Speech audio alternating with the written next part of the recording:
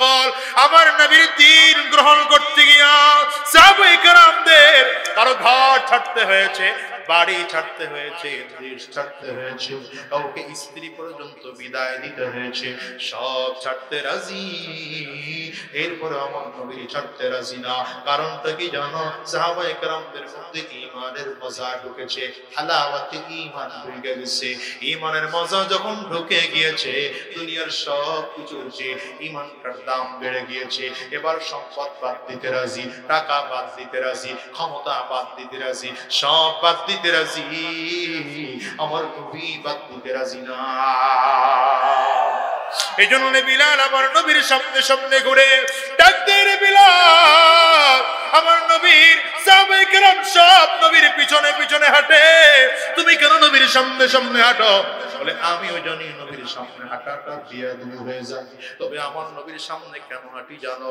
আমি নবীর রাস্তাটা পরিষ্কার করি, নবীর রাস্তার সামনে কাঁটা থাকলে কাঁটা সরায় দেয়। আমি জানি বুড়ি মহিলা আমার নবীর রাস্তায় কাঁটা দিয়ে রাখে, আমি কাঁটা সরায় দেই, নবীজির রাস্তা থেকে পাথর সরায় দেয়, কারণ আমি জানি আমার নবী আমার বড় মায়া, আমার নবী আমার কত মহাব্বতে। আমার নবী রাস্তায় যদি কোনো কষ্ট পায়, আমি বিলালের সহ্য হয় না। রাহমাতুল লিল আলামিন যেদিন বিদায় হয়ে গেলেন, হযরত বিলাল একটা কাটরে নিয়ে আবু বকর সিদ্দিকের সামনে হাজির হইয়া ডাক দেয়, আবু বকর বিদায় দেন, আর বিদায় কই যাইবা? মদিনা ছেড়ে চলে যাও। কেন রে বিলাল মদিনা ছেড়ে যাইবা? উসমান কই, রে বিলাল মদিনা ছেড়ে যাও না। তুমি যদি বলো আমার যত সম্পদ আছে সম্পদের অর্ধেক মালিক তোমারে বানায় দেব, তারপরে মদিনা ছেড়ে যাইবা না, তোমার কণ্ঠে আযান বড় মজা লাগবে। কারণ নবীজির মুয়াজ্জিন তুমি, তোমার কণ্ঠে আযান দিলে নবী মজা পাইতেন, আমাদেরও মজা লাগে। হযরত বিলালের কণ্ঠে তো মধু নাই, কিন্তু রূহানিতে ভরা। হযরত বিলালের কণ্ঠে আযান দিলে কণ্ঠের আযান আরশ পর্যন্ত আওয়াজ পৌঁছায়। এরে দুনিয়ার মুসলমান, সাহাবায়ে কেরামদের মধ্যে আবু বকর বলেন, আবু বকর রে, আবু বকর সিদ্দিক কয়, রে বিলাল আমি এখন খলিফাতুল মুসলিমিন, আমি এখন আমিরুল মুমিনিন, যাও না মদিনা ছেড়ে যাও না। বুঝেছি মনে হয় নবীর কাছ থেকে টাকা নিয়ে চলবা, আজকে নবী নাই তো কার কাছ থেকে সম্পদ নিয়ে চলবা? লজ্জায় বুঝি মদিনা ছেড়ে দিবা? এই বিলাল তুমি যদি বলো মসজিদে নববীর মুয়াজ্জিন হিসেবে বাইতুল মাল থেকে তোমার জন্য বেতন নির্ধারণ করব, যখন লাগবে নিয়া নিয়া খরচ করবা, এরপরও মদিনা ছেড়ে যাইও না। হযরত বিলাল কান্না করে আর ডাক দেয়, না রে না, আমি এই জন্য মদিনা ছেড়ে যাই না। কেন মদিনা ছেড়ে যাই জানো? আমি আমার নবীর সামনে সামনে চলতাম, নবীর জন্য কাটা সরায় সরায় রাস্তা তৈরি করে দিতাম, আমার নবীর জন্য পাহাড়িয়া রাস্তা থেকে পাথরগুলো সরাইতাম। আজকে তাকে দেখি মদিনার গলিতে আমিও হাঁটি, কিন্তু আমার নবী না। তো কার জন্য কাটা সরাইব, কার জন্য পাথর সরাইব? আমি থাকবো না, মদিনায় থাকবো না। লোকজন কই, বিলাল তুমি একাই কি নবীরে ভালোবাসো, আমরা কি আর নবীরে ভালোবাসি না? হযরত বিলাল কান্না করে আর বলে, হয়তো তোমরা আমার নবীর কবর দেখলে সহ্য করতে পারো।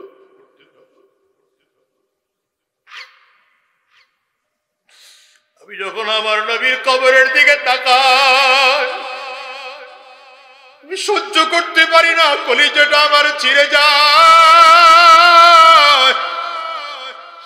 এই যুবক রে, অবস্থাটা কিন্তু এখনো আছে, এখনো আছে।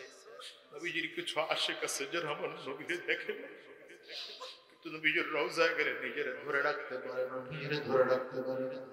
গত সেপ্টেম্বর মাসের 30 তারিখ আমি উমরা থেকে আসলাম, বাবু সানাম থেকে ঢুকতেছি নবীর রওজা জিয়ারত করার জন্য। বাবু সানাম থেকে ঢুকলাম, আমার সামনে একজন মানুষ, কোন দেশের উনি আমি জানি না, ওনার ভাষাটা আমি বুঝি না, আমার সামনে সামনে হাঁটতেছে, তাকায় দেখি ওনার চোখ দিয়ে পানিগুলো পড়তেছে।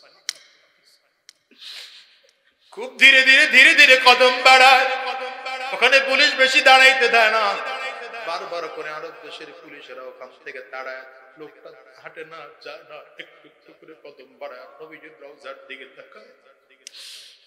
এমন একটা জায়গায় যখন গেছে যেখান থেকে নবীজির শুধুমাত্র সবুজ গম্বুজটা দেখা যায়, যদিও নবীজির রওজা থেকে বের হয়ে গেল।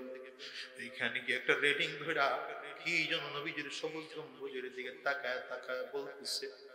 জানি না আমি কি বলেছেন, তবে ওনার ভাষাটা দেখে বুঝলাম মনে হয় নবীজির ইশক আর মুহাব্বত নিয়ে কোনো কথা বলতেছে। লোকটা চোখ দিয়ে পানিগুলো ফালায় ফালায় কান্না করতেছে। আমি দাঁড়ায় দাঁড়ায় বলি, মালিক, তোমার নবীর সবুজ গম্বুজ যদি এত সুন্দর হয়, তোমার নবী না জানে কেমন ছিল। আরে যুবক, আমি তোমারে বলি, শোনো, আমেরিকা যাও, Chinese, Japan, German, Indonesia, France, মালয়েশিয়ায় যাও, আমার নবীর রওজায় যাইতে মন চাই কি চায় না? চিল্লায় বলো। ও যুবক, কার কার মনটায় চায়? বাজারে দুইটা হাত উঁচু করে উঠা। মালিকের একটা চিৎকার দিয়া ডাক দাও, আল্লাহ, জোরে ডাক দাও আল্লাহ, আরো জোরে আল্লাহ, আরো জোরে চিল্লা ডাক দাও, চোখের পানি ফেলায় ডাক দাও। আমার মালিকের কাছে চোখের পানিটা বড় প্রিয়। আয় আল্লাহ, যতজন বললাম আমরা দুইটা হাত উঁচু করলাম, আমরা নবীর দেখি না, নবীর দেখি নাই, ওই নবীর রওজা দেখে কলিজাটা ঠান্ডা বানাইতে চায়। জীবনে একটা বার নবীর রওজা না দেখাইয়া, কাবা তাওয়াফ না করাইয়া জমিন থেকে নিও না। চিল্লায় জবান খুলে বলো আমিন, জোরে বলো না আমিন। মনের মাধুরী মিশি হৃদয়টা উজাড় করে করে বলো, বড় আশা ছিল, মনে বড় আশা ছিল, যাব সালাম আমি করব গিয়ে, বলো সালাম নবীর রওজা।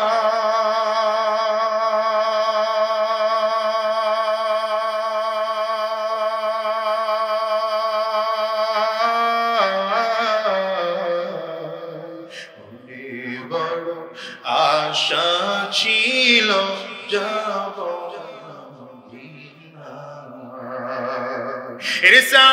আমার নবীর জন্য কতটা পাগল তুমি কি জানো? যুদ্ধের ময়দানে সাহাবায়ে কেরামদেরকে নবীজি দাঁড় করিয়ে লাইন দিয়ে নামগুলো লেখাইতেছে। হযরত উকবা রাদিয়াল্লাহু আনহু যুদ্ধের ময়দানে যাওয়ার জন্য নবীর সাথে নাম লেখায় যুদ্ধের ময়দানে চলে গেলেন। হযরত উকবার ছোট একটা বাচ্চা, মাত্র 7 থেকে 8 বছর বয়স, নাম তার বশির। এই ছোট্ট বাচ্চাটা বাবার খবর নেওয়ার জন্য সারাদিন খেলাধুলা করার পরে সন্ধ্যার পরে বাসায় আসছেন। লোকজনকে জিজ্ঞাসা করে, আমার আব্বু কই? লোকজন বলে তোমার আব্বু নাই, যুদ্ধের ময়দানে নবীর সাথে চলে গিয়েছে। বাচ্চা মানুষ কই যাবে? কোথাও যাওয়ার মতো জায়গা নাই, ঘরে মা নাই, মা আগে জমিন থেকে বিদায় হয়েছে, মামা নাই, খালা নাই, ফুফু নাই, আত্মীয় স্বজন বলতে দুনিয়ায় কেউ নাই। এই ছোট্ট বাচ্চা রাস্তায় রাস্তায় হাঁটে, রাস্তায় রাস্তায় ঘুরে, রাত হয়ে গেলে মসজিদে নববীর বারান্দায় এসে ঘুমায়। দিনের বেলায় মদিনার গলির সামনে দাঁড়ায় থাকে। দেখিনি আমার নবী কখনো কাফেলা নিয়ে ফিরে আসে, কাফেলা নিয়ে ফিরে আসে। সাহাবায়ে কেরাম হযরত উকবা রাদিয়াল্লাহু আনহুর ঈমানি পরীক্ষা দেখো, নবীর জন্য কত মুহাব্বত। সন্তানকে বলেও যুদ্ধে যায় না, কিন্তু খোদার কি কুদরত পূজা বড় দায়। যুদ্ধের ময়দানে গিয়ে হযরত উকবা শহীদ হয়ে আল্লাহর জান্নাতে চলে গেলেন। কাফেলা ফিরতেছে, কাফেলা ফিরতেছে। বাচ্চা মানুষ তাকায় দেখে নবীজি কাফেলা নিয়ে মদিনার দিকে ফিরতেছে।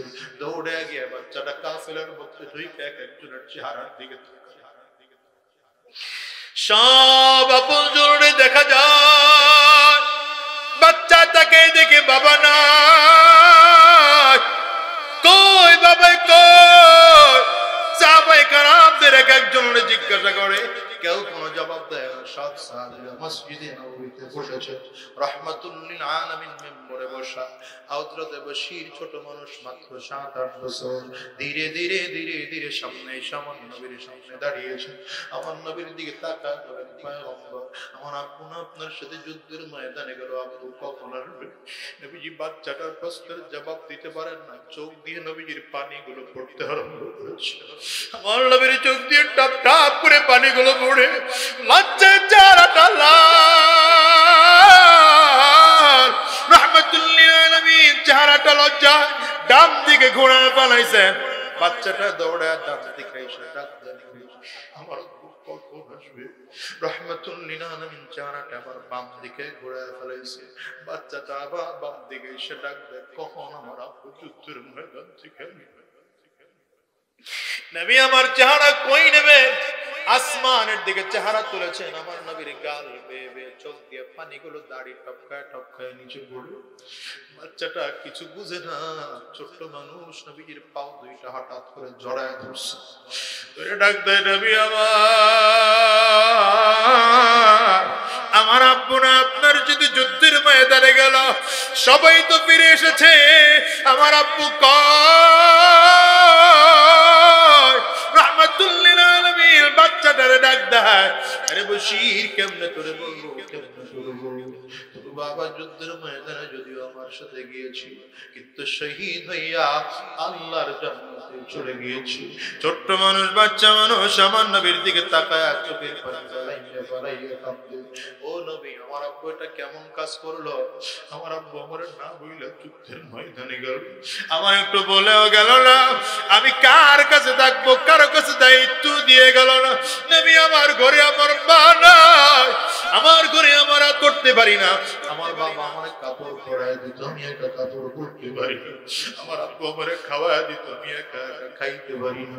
জোর ওই যে পশ্চিম আকাশে সূর্য ডুবে যায়, সূর্য ডুবে গেলে আমার বাবার কোলে মাথা রেখে আমি ঘুমাইতো, কার কোলে আমি মাথা রেখে ঘুমাবো?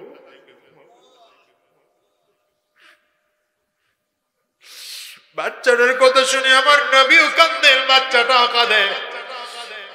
এই মাদ্রাসার উদ্যোগে মাহফিল, এই মাদ্রাসায় কত ইতিম বাচ্চা আছে যারা কোরআনিতে পড়ে, যারা হিফজখানায় পড়ে, বন্ধ হয়ে গেলে বাচ্চাগুলো মায়ের হাত ধরে ধরে বাড়িতে যায়, বাবার কোলে চড়ে বাড়িতে যায়।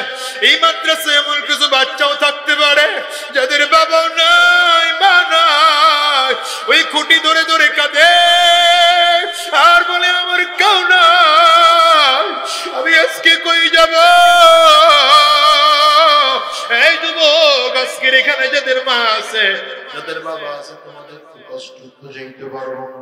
এখানে যাদের মা নাই তাদের চেহারার দিকে একটু তাকাও, যাদের বাবা নাই তাদের চেহারার দিকে একটু তাকাও। বাজারে আমার মতো কার কার মা, একটু হাতটা উঁচা করে দেখো। কার কার বাবা নাই, আপনারাও হাতটা একটু উঁচা করে দেখো। এই যুবক, এই হাতগুলোর দিকে একটু তাকায় দেখো। আপনারা হাত করে তুলে রাখে, নামায় না, আর যুবকেরা তাকায় তাকায় দেখো মাহারা মানুষেরা কেমনে কান্দে,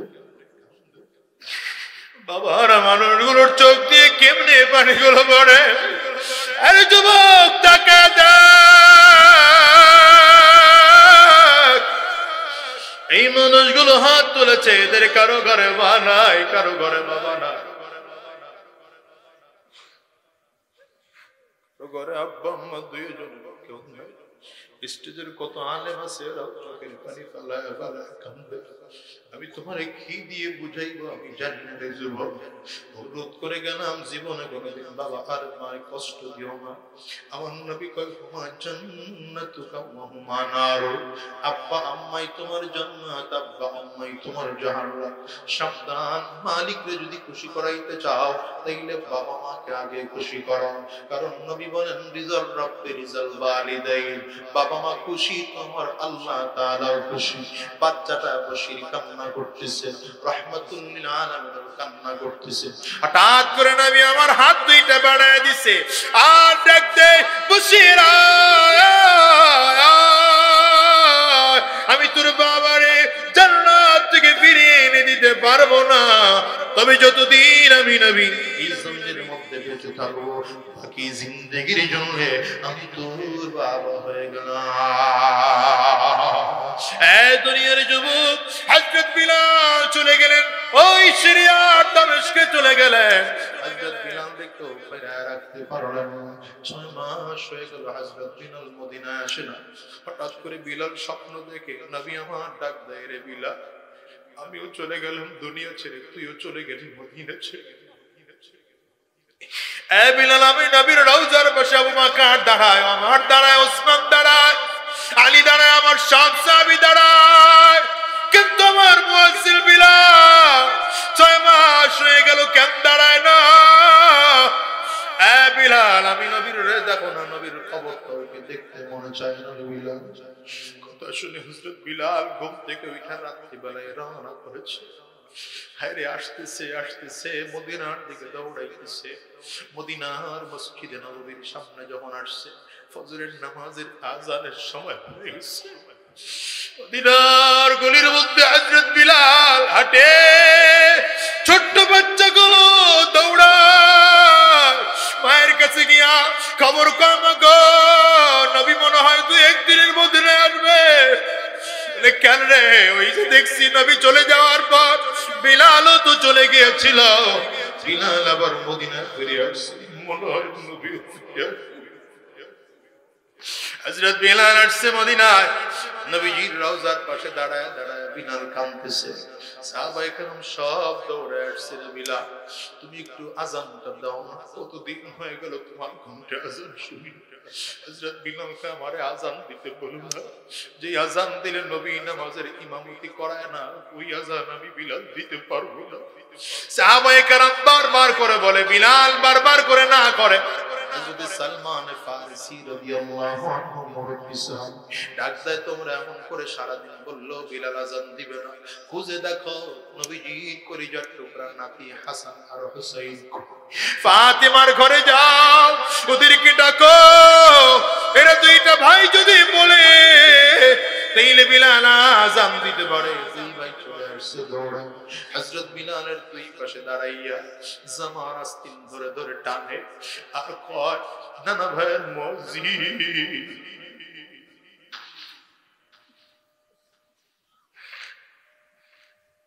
কতদিন হয়ে গেল তোমার কণ্ঠে আযান শুনি না, একটু আযান কি আমারে শুনাইবা?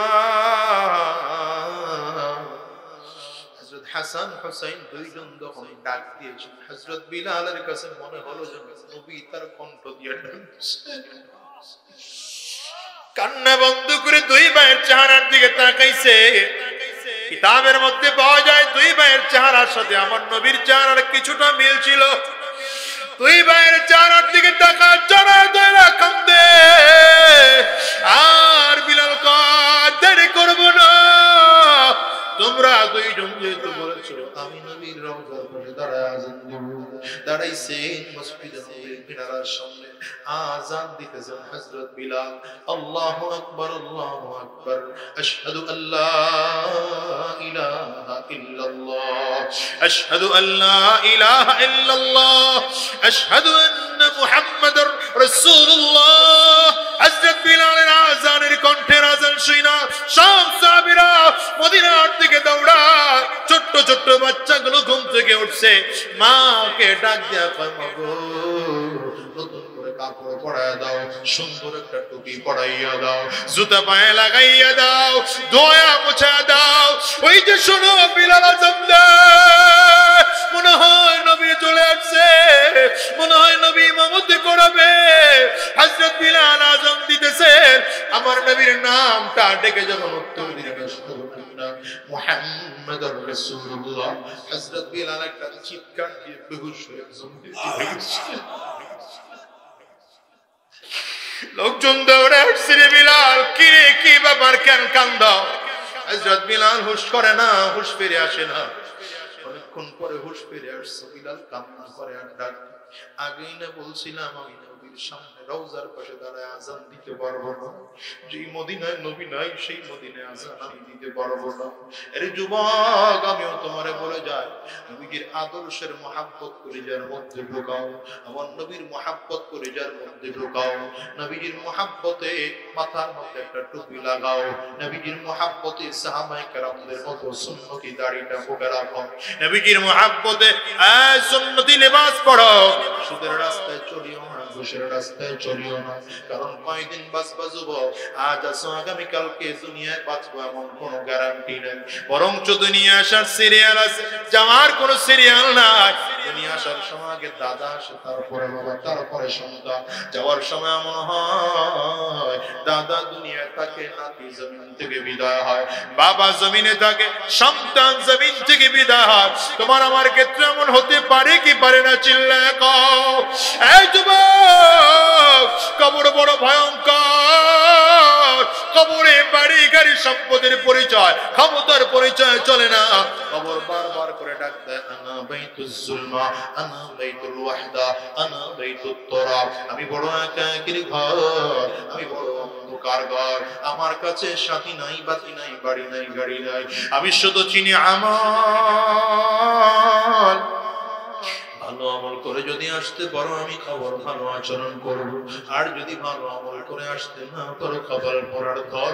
আমি কিন্তু বড় একাকির ঘর, আমার ডানে মাটি, বামে মাটি, সামনে মাটি, পিছনে মাটি, উপরেও মাটি, নিচেও মাটি। আমি গুনাহগারের কবরটা সংকীর্ণ হইয়া মাটি দিয়ে দুজনে চাপ মারব, একটা পাজরের হাড্ডি আর একটা পাশে নিয়ে পৌঁছা দেব। এই যুবক রে, হাত বা হাতটা বাড়ায় তোমার পায়ের উপরে রাখলাম, হাত বাড়ায় তোমার পায়ের উপরে রাখলাম। জীবনে হাত নামাজ চাইল না, শয়তানের রাস্তায় চলো না রে ভাই, জাহান্নামের রাস্তায় চলো না রে ভাই।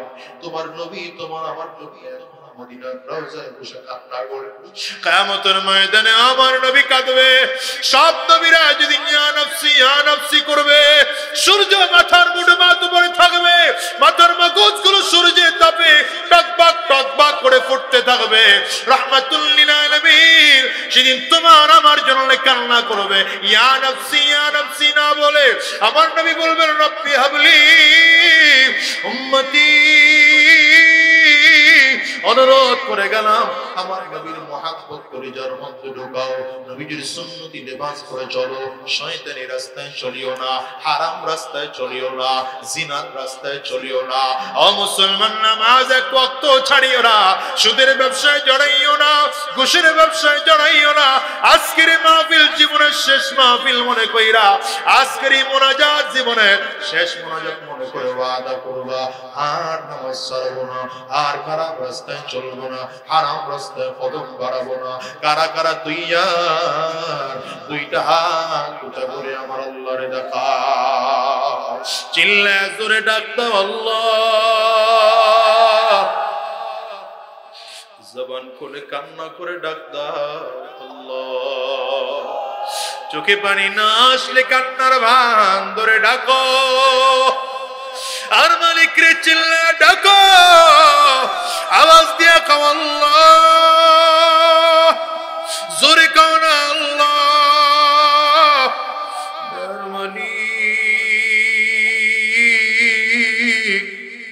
আর আমরা শয়তানি রাস্তায় চলবো না, হারাম রাস্তার কদম বাড়াবো না, আল্লাহ গুনাহের রাস্তায় চলবো না, এক ওয়াক্ত নামাজও ছাড়বো না।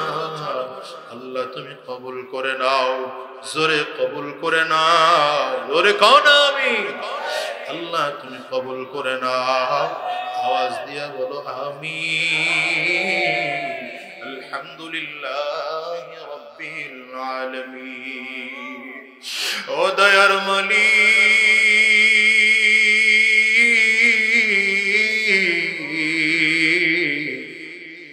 মেহেরবানি করে তোমার গোলামদেরকে মাফ করে দাও। আমরা বড় গুনাহগার, ভিক্ষুকের মতো দুইটা হাত তোমার দরবারে বাড়াইলাম। তাকে দেখো কত সন্তান মা হারা বাবা হারা, কিন্তু তোমার দরবারে হাত তুলে চিল্লা চিল্লা কাঁদতেছে, কেউ চোখের পানি ফালা ফালা কাঁদে। শয়তানের দোপায় পড়ে আমরা অন্যায় করে ফেলাইছি গো মাগো, তোমাকে ভুলে গিয়ে অন্যায় করে ফেলাইছি গো আল্লাহ। দুনিয়ার মহাব্বতে পড়ে অন্যায় করে ফেলাইছি, এখন তুমি ছাড়া আমাদের কেউ নাই। আল্লাহ হাত খালি ফিরাইয়া দিও না, হাত খালি ফিরাইয়া দিও না, হাত খালি ফিরাইয়া দিও না। মেহরবানি করে জিন্দেগির গুনাহগুলো মাফ করে দাও। আয় আল্লাহ, কত হাফেজে কোরআন হাত তুলেছে, কত দাড়ি পাকা মুরব্বিরা হাত তুলেছে, আয় আল্লাহ কত নওজওয়ানরা হাত তুলেছে।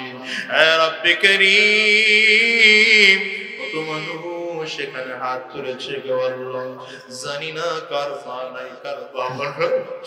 আল্লাহ হাফেজ কোরআনদের বদৌলতে, উলামায়ে কেরামদের বদৌলতে মেহেরবানি করে জিন্দেগির গুনাহগুলো মাফ করে দাও।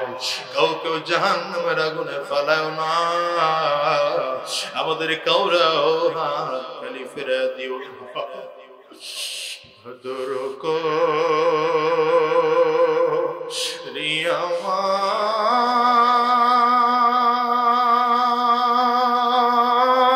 মানুষ বানায়া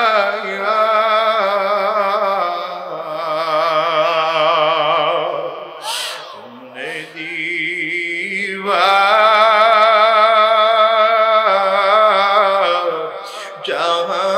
জাহান্নামে বানায়া, কেমনে দিবা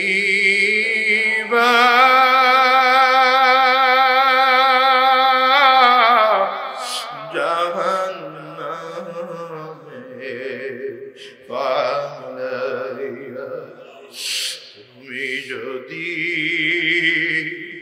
তুমি যদি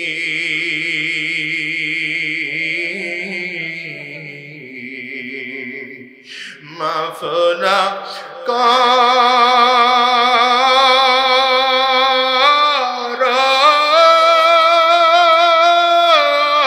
আল্লাহ বান্দারে, আল্লাহ আল্লাহ বলো তোমার বান্দা যাইবে কান্নার লাগি, বলো তোমার বান্দা যাইবে কান্নার। ও দয়াময়, মেহেরবানি করে জিন্দেগির গুনাহগুলো মাফ করে দাও। আয় আল্লাহ, মেহেরবানি করে জিন্দেগির গুনাহ মাফ করে দাও। আয় আল্লাহ, আমাদেরকে তুমি কবুল করে নাও।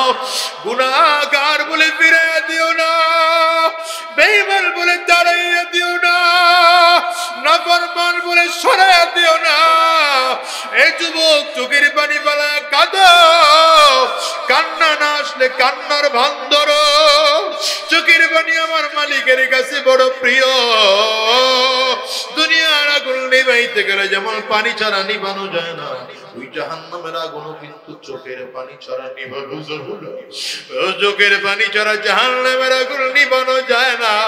কান্না করো, যদি কান্না না আসে কান্নার ভাগ ধরে মালিকরে ডাকো, আমার মালিকরে চিল্লায় ডাক দাও, আল্লাহ জোরে ডাক দাও, আল্লাহ আরো জোরে, আল্লাহ।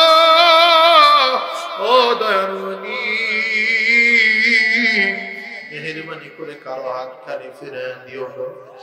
আল্লাহ জিন্দেগির গুনাহ মাফ করে দাও। আল্লাহ তুমি তোমার গোলামদেরকে কবুল করে দাও। আমাদের হাতগুলো খালি ফিরে দিও না, আমাদের হাতগুলো খালি ফিরে দিও না গো আল্লাহ। আয় আল্লাহ, মেহেরবানি করে তুমি কবুল করে নাও। আমাদের দিলের মধ্যে তোমার নূর ঢুকিয়ে দাও, তোমার মহব্বত করে যায় ঢুকা দাও, তোমার নূর দিয়া সিনাটা ভরপুর করে দাও, নবীর মুহাব্বত দিয়ে সিনাটা ভরপুর করে দাও, কোরআনের নূর দিয়ে সিনাটা ভরপুর করে দাও।